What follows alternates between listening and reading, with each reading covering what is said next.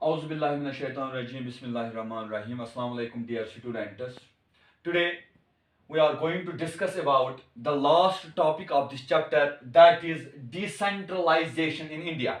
जो यहाँ पे बेटा मैंने लिखा है डिसेंट्रलाइजेशन क्या होता है, ये डिस्कस करने से पहले जो हमने कल पढ़ा बेटा, हमने कल डिस्कस किया हाउ इज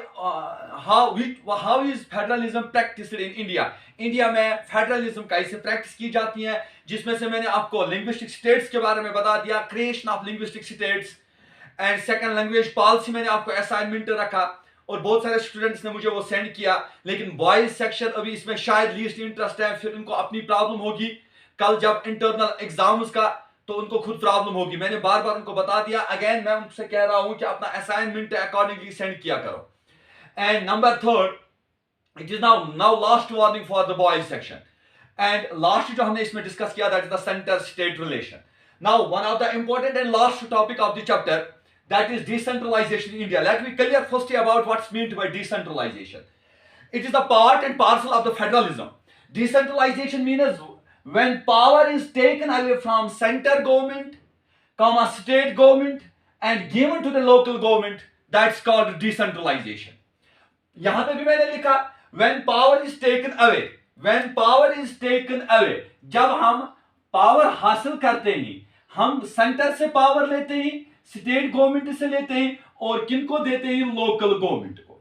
तो डिसेंट्रलाइजेशन सिंपल टर्म्स में हम कहेंगे, अगर क्वेश्चन आएगा what is meant by decentralisation, the simple answer is when power is taken away from the centre government, state government and given to the local government, called exactly decentralisation. Now decentralisation क्यों जरूरी है? अगर मैंने आपको बता दिया बेटा federalism, ये फेडरलिज्म का पार्ट है, पार्सल है, उसका पार्ट एंड पार्सल. मैंने बता दिया आपको पहले ही टॉपिक में, where there is two tier of government or more than two tier of government. two tier तो कल तक हमने डिस्कस किया. two tier मीनस जो हमने कल तक डिस्कस किया, that was two tier, it was center and it was state. Now third tier local government की जरूरत क्यों है, ये क्लियर करेंगे हम. लोकल गवर्नमेंट की जरूरत क्यों है, local government.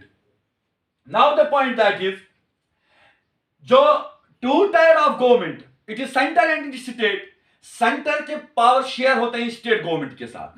Now local government क्या है, लिसन, ये क्यों जरूरी है. अगर आप इंडिया को देख लोगे, पूरे के इंडिया, इसमें से मैं एक एग्जांपल दूंगा. उत्तर प्रदेश को आप देख लीजिए, जितना उत्तर प्रदेश है, आप समझ लीजिए मैं क्या कह रहा हूं, उतना पूरा रशिया है. जितना उत्तर प्रदेश है उतना पूरा रशिया है. जितना महाराष्ट्र है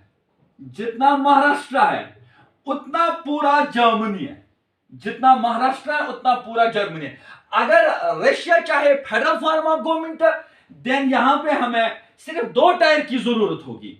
अगर जर्मनी चाहे फेडरलिज्म, तो हमें सिर्फ दो टायर की जरूरत है. बट केस ऐसा होना चाहिए, यहां पे ह्यूमोजीनियस सोसाइटी होनी चाहिए, न कि हेटेरोजीनियस. अगर इसमें ह्यूमोजीनियस होगा, ह्यूमोजीनियस मींस सेम, कि यहां पे कोई डाइवर्सिटी नहीं होगी, कोई रीजनल डाइवर्सिटी या कोई इथनिक डाइवर्सिटी नहीं होगी, तो यहां पे सिर्फ बेटा टू टायर्स ऑफ गवर्नमेंट चलेगा. और यहां पे भी टू टायर. आप खुद मार्क कीजिए, आप देख लीजिए, एक स्टेट ये है, एक स्टेट ये है. आप देख लीजिए, जितना पूरा इंडिया होगा उतना पूरा ये यूरोपियन कंट्रीज होंगे. आप देख लीजिए, रशिया जितना है उतना हमारा उत्तर प्रदेश है, जितना जर्मनी है उतना हमारा महाराष्ट्र है. देन हमारे इंडिया में फिर लोकल गवर्नमेंट की जरूरत बहुत ज्यादा है. अब क्वेश्चन ऐसा है, कहां पे चाहिए हमें लोकल गवर्नमेंट? याद रखना बेटा, व्हेन नीडेड, कब चाहिए? जब कंट्री में पॉपुलेशन ज्यादा होगी. फर्स्ट पॉइंट, जब कंट्री में पॉपुलेशन ज्यादा होगी बेटा, पहला पॉइंट. नंबर सेकंड, जब कंट्री में डाइवर्सिटीज होंगे, तो वहां पे हमें लोकल गवर्नमेंट की जरूरत है. सेकंड पॉइंट मैं इसमें कहता हूं, फर्स्ट इज दैट जो मैंने हाईलाइट किया. Second point is that state government हमारा रन करता है. मैं जम्मू एंड कश्मीर की बात करूं, हमारा स्टेट गवर्नमेंट रन करता है, स्टेट को हैंडल करता है. और इसके लिए हमारी असेंबली जो होती है, तो पहले तो यहां पे होती श्रीनगर में, बाद में जम्मू जाती हैं, फिर से जो हम लोकल पीपल है, फार फ्लंग एरियाज लोग, जस्ट लाइक एज मैं कहूंगा जो फार फ्लंग एरियाज के लोग हैं, Gujjar and Bakarwal, those people जिनकी कनेक्टिविटी उनके साथ नहीं है, तो लोकल गवर्नमेंट की जो लोकल पीपल की जो प्रॉब्लम होगी वो हमारा असेंबली सॉल्व नहीं कर सकता है। तो इसके लिए एक लोकल गवर्नमेंट की जरूरत है। लोकल गवर्नमेंट अच्छे से प्रॉब्लम चेक कर सकता है लोगों की किस चीज की प्रॉब्लम है, need of the day, food, shelter and clothes की जरूरत मत है, तो ये फुलफिल करने के लिए हमें लोकल गवर्नमेंट की जरूरत है। तो मैंने 2 पॉइंट्स बता दिया आपको। एक तो इसीलिए जरूरत है, हमारी कंट्री जो है यूनिटी इन डाइवर्सिटी बहुत बड़ी है, बहुत कंट्री बड़ी है, डाइवर्सिटी है। सेकंड, पॉपुलेशन बहुत ज्यादा है, जैसे मैंने यूपी और रशिया को कनेक्ट किया, महाराष्ट्र और जर्मनी को कनेक्ट किया। एंड सेकंड पॉइंट मैंने इसमें बता दिया आपको, दैट इज क्या लोकल गवर्नमेंट जो होती है ये चेक कर सकती है कि लोकल में क्या क्या प्रॉब्लम्स हैं, कौन कौन से प्रॉब्लम्स लोग फेस करते हैं, वो प्रॉब्लम सॉल्व करने के लिए लोकल गवर्नमेंट की जरूरत है। तो वही प्रॉब्लम सॉल्व होगी through the local government. So 2 points here I highlighted.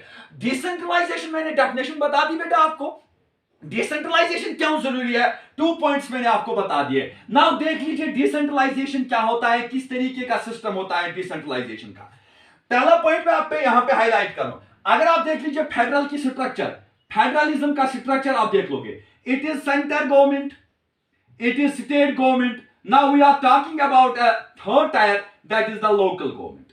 Listen, in center government here is prime minister and the president. In state government here is chief minister and the governor. In local government it is divided. Our topic is only local government this time. It is divided into the 2 main systems. Now listen, the first one, that is rural area, and number second, that is urban area. One, it is rural area and second, that is the urban area. Now कहा गया है 90, यहां पे देख लीजिए किस तरीके का सिस्टम। यहां पे आपको मालूम है ये प्राइम मिनिस्टर हमारा डायरेक्टली इलेक्ट होता है, ये प्रेसिडेंट हमारा इनडायरेक्टली इलेक्ट होता है, ये चीफ मिनिस्टर हमारा डायरेक्टली इलेक्ट होता है, ये गवर्नर हमारा ये इलेक्ट नहीं होता है, गवर्नर इलेक्ट नहीं होता है, प्रेसिडेंट इलेक्ट होता है इनडायरेक्टली। आप देख लीजिए यहाँ पे सेंट्रल गवर्नमेंट, ये जो लोकसभा होता है इसके अंदर, ये जो असेंबली होती है इसके अंदर, जरा लोकल में क्या हो सकता है वो हम डिस्कस करने जा रहे हैं। Before we will discuss about the election process of the local, let me clear the main point related the constitutional amendment। जो इंडियन कॉन्स्टिट्यूशन अमेंडमेंट हुआ 1992 में, 73rd amendment 1992, 73rd and 74th amendment, आप देख लीजिए इसमें क्या कहा गया। इसमें कहा गया जो लोकल गवर्नमेंट है ये इतना कंपलसरी बनाइए, इसमें ये मॉनिटरी होना चाहिए। फर्स्ट पॉइंट, एवरी 5 years 1992 में कॉन्स्टिट्यूशनल अमेंडमेंट हुआ, 73rd एंड 74th अमेंडमेंट, जिसमें कहा गया है कि ये जो लोकल गवर्नमेंट है इसकी इंपॉर्टेंस इतनी बढ़ा दी गई है कि जैसे आपको मालूम है टेन्योर जो एक कंट्री का होता है, एक गवर्नमेंट का होता है 5 साल का, जिसको हम जनरल इलेक्शन कहते हैं। यहां पे कहा गया है कि एवरी 5 years यहां पे कंपलसरी होगा इलेक्शन एवरी 5 years यहां पे कंपलसरी। अगर आपको क्वेश्चन आएगा हमें बताइए कॉन्स्टिट्यूशनल जो अमेंडमेंट हुआ 1992 में related to the 73rd and 74th amendment, what was that? The first जो इलेक्शन था वो कंपलसरी होना चाहिए 5 साल के लिए। नंबर सेकंड, इसमें यूनिवर्सल अडल्ट सफरेज के सिस्टम वोटिंग होगा। यूनिवर्सल अडल्ट सफरेज किससे कहते हैं? Right to one choice by vote, right to one choice, one who completed the age of 18 years, जिसकी एज कंप्लीट होगी 18 years की, वो वोट डाल सकता है। जैसे वो प्राइम मिनिस्टर इलेक्शन में वोट डालता है, जैसे वो स्टेट इलेक्शन में वोट डालता है, इसी तरीके से वो लोकल इलेक्शन में वोट डालेगा और अपने नुमाइंदे चुनेंगे। नुमाइंदे मैं बताऊंगा वो 3 तरीके के होंगे, एक पंच होगा, एक सरपंच होगा, एक हेड होगा, बाद में हमें जाना है ब्लॉक लेवल पे, बाद में जाना है जिले परिषद, वहां पे देखना है, वो बाद में हम हाईलाइट करेंगे। पहले 1992 का जो कॉन्स्टिट्यूशन अमेंडमेंट 73rd था, दैट इज इलेक्शन जो है वो कंपलसरी होगा 5 साल के बाद। यूनिवर्सल अडल्ट सफरेज, याद रखना, right to one's choice by vote. 18 years above जो होगा, 18 के अबो भी होगा, उसकी अपनी चॉइस है वो किसे वोट देगा और वो कास्ट करता है अपना वोट। नंबर 3, यहां पे रिजर्वेशन होनी चाहिए शेड्यूल कास्ट की, शेड्यूल कास्ट्स की एंड शेड्यूल ट्राइब्स की, there should be the according to the amendment of 1992 there is the reservation between schedule caste and schedule tribes. Number 4 इसमें कहा गया one of the main and important point related to this amendment, the 4th point that is जो असल में ये decentralisation का मसला है, जो असल में ये लोकल गवर्नमेंट है, it is only for the purpose of women. ये याद रखना. तो इसमें 1/3 रिजर्वेशन वुमेनों की होनी चाहिए. वुमेन इसमें किसी भी हालत में होने चाहिए. कि आज आप अगर देख सकते हो अपने आसपास जो हमारे गांव होते हैं, हमारे पंचेस जो होते हैं, हमारे सरपंचेस जो होते हैं, वो ज्यादा मेजॉरिटी वुमेन की होती है. तो इसमें से जो 4th पॉइंट है ये इंपॉर्टेंट है, रिजर्वेशन 1/3 वुमेनों की होनी चाहिए. एंड नंबर 5th पॉइंट जो इसमें इंपॉर्टेंट है दैट इज जो भी रेवेन्यू होगा, जो भी एक्सपेंडिचर होगा इस लोकल गवर्नमेंट का, वो बिल्कुल आएगा हमारे स्टेट रेवेन्यू से, स्टेट फंड से हमारा वो आएगा. ये याद रखना. So I will repeat again this point, this is the important one. हमें बताना है बेटा कि 3rd टायर जो हम डिस्कस करने जा रहे हैं, अभी तो मैंने इलेक्शन इसमें बताया नहीं, अभी मैंने स्ट्रक्चर इसमें बताया नहीं. इतना ही मैं कह रहा हूं आपको कि 1992 में 73rd अमेंडमेंट जो था and 74 constitutional amendment, do you know about the amendment? Very good. Amendment means constitutional change, जो हम चेंज इंक्लूड और एक्सक्लूड समथिंग. तो यहां पे कहा कि कंपलसरी इलेक्शन होना चाहिए 5 साल के बाद, यूनिवर्सल इलेक्टेड सफरेज के जरिए, एंड यहां पे रिजर्वेशन होना चाहिए schedule caste and schedule tribes के लिए, 1/3 रिप्रेजेंटेशन वुमेन की होनी चाहिए. एंड स्टेट फंड जो होगा, स्टेट का जो इसमें एक्सपेंडिचर जो फंड इंट्रोड्यूस की जाएंगे वो स्टेट से होगा. तो ये इसमें था कॉन्स्टिट्यूशनल अमेंडमेंट जो हुआ था. उसके बाद देख लीजिए आप बेटा, तो मैंने 3 पॉइंट्स यहां पे 4 पॉइंट्स डिस्कस किए. Now listen, 4 points I will repeat. First, I discussed what is decentralization. The definition is in front of you, that is when power is taken away from central government, state government and given to the local government. Second, I have discussed why we have the need of the 3rd tier of government. When there is large population, the population, I highlighted the example between जितना उत्तर प्रदेश है उतना Russia है, जितना महाराष्ट्र है उतना Germany है. तो महाराष्ट्र में तो 3rd टायर की जरूरत है, इंडिया में तो 3rd टायर की जरूरत है. तो डाइवर्सिटी जहां पे होगी वहां पे 3rd टायर की जरूरत है.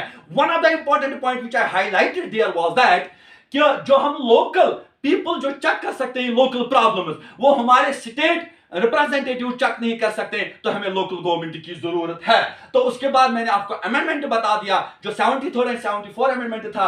इलेक्शन कंपलसरी 5 साल के बाद होना चाहिए, universal elected suffrage, scheduled caste and schedule tribes की reservation, and 1/3 women representation, state fund वो जो होगा वो इंट्रोड्यूस होगा लोकल में. अब यहां पे हम पहले हाईलाइट करेंगे कि यूनिवर्सल इलेक्टेड फ्रेंचाइज, तो उसके बाद बेटा right to one's choice by vote, that is called the franchise. So we have discussed about this. कल हम इंशाल्लाह इस चैप्टर में डिस्कस करेंगे. नेक्स्ट पॉइंट दैट इज कि इसमें से इलेक्शन किस तरीके का होगा, तो वो हम इंशाल्लाह कल डिस्कस करेंगे. और कल से ही स्टार्ट हम करेंगे इसी लेक्चर में. एडिशन होगा, दैट इज द जियोग्राफी का पहला question. Hope for the understanding, may God bless you. Now the assignment is difference between coming together and holding together federation.